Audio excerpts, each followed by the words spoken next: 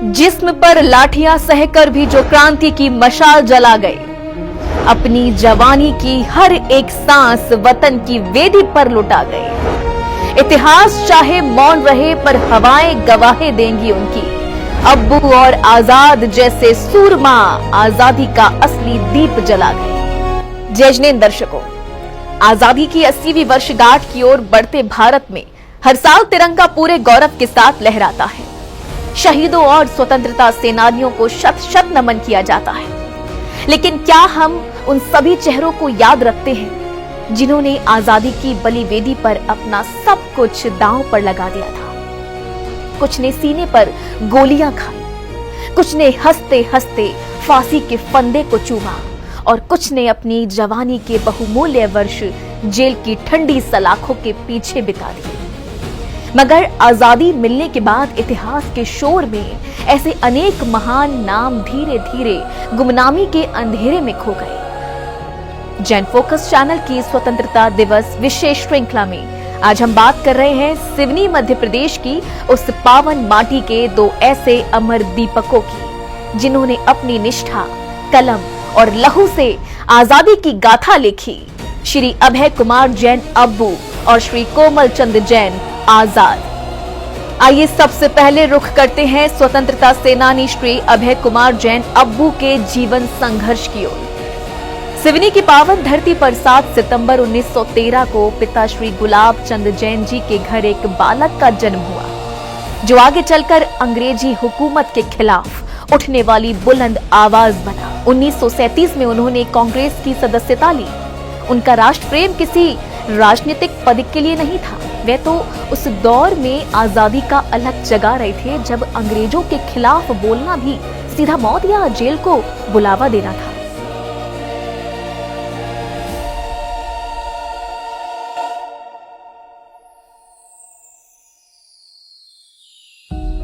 उन्नीस 1942 में जब महात्मा गांधी जी ने भारत छोड़ो का शंखनाद किया तो अभय कुमार जैन जी आंदोलन की ज्वाला बनकर उभरे। परिणाम स्वरूप अंग्रेजी पुलिस ने उन्हें गिरफ्तार कर लिया। सिवनी, छिंदवाड़ा, नागपुर और जबलपुर की काल कोठरियों में उन्होंने लगभग 1.5 साल यातनाएं सही। लेकिन अभय जी की जंग केवल सड़कों तक सीमित नहीं थी, वे कलम की ताकत पहचानते थे। उन्होंने 1934 में आदर्श और 1938 में अग्रगामी जैसे पत्र प्रकाशित कर अंग्रेजों की सत्ता हिला दी। उनकी कलम और निष्ठा का सम्मान करते हुए स्वतंत्रता की 25वीं वर्षगांठ पर तत्कालीन प्रधानमंत्री श्रीमती इंदिरा गांधी जी द्वारा उन्हें ताम्र पत्र भेंट कर सम्मानित किया गया। दिगंबर जैन समाज एवं शासकीय उपाधि महाविद्यालय सिवनी ने भी उन्हें अभिनंदन पत्र सौंपकर गौरवान्वित किया। इसी सिवनी की माटी ने एक और देशभक्त को जन्म दिया, जिनके नाम में ही आजाद रचा बसा था, श्री कोमल चंद जैन आजाद। 1 मई 1922 को सिवनी जिले के ग्राम छपारा में पिता श्री हुकुम चंद जैन जी के घर जन्मे कोमल चंद जी ने मिडिल तक शिक्षा प्राप्त की।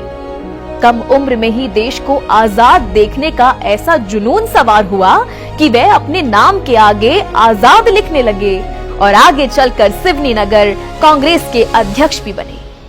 1941 के आंदोलन से लेकर 1942 के भारत छोड़ो आंदोलन तक कोमल चंद आजाद जी हर मोर्चे पर आगे रहे। जब पूरे देश में क्रांति की आग लगी थी तब कान्हीवाड़ा गांव से अंग्रेजों ने उन्हें गिरफ्तार कर लिया।